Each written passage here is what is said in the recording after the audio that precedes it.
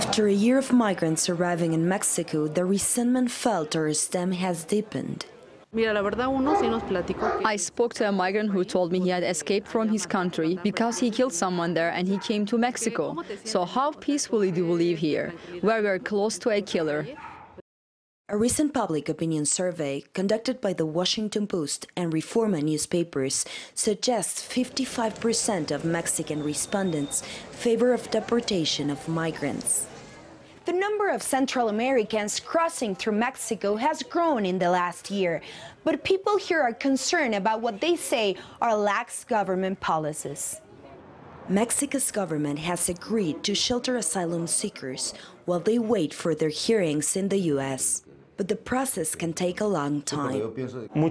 Due to the huge influx of migrants, the system is saturated. Many people would need to wait a year and a half, or even 2 years for the cases to be processed, and some won't get a favorable response.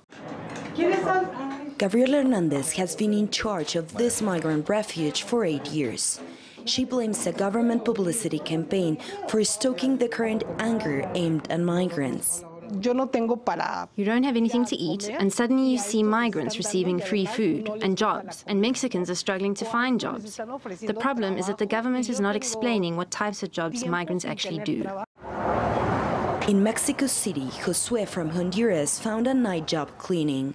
As a foreigner, he has faced frequent discrimination. Because I'm not a Mexican, they reject me here. They targeted me and said he is not a Mexican, so he doesn't deserve the same rights. But I have to get over it, although I feel a bit bad about this. The immigration influx is far from coming to an end. President Trump's Remain in Mexico policy means that an estimate of 60,000 more people will be sent from the U.S. to Mexico by the end of August. Valeria León, TRT World, Mexico City.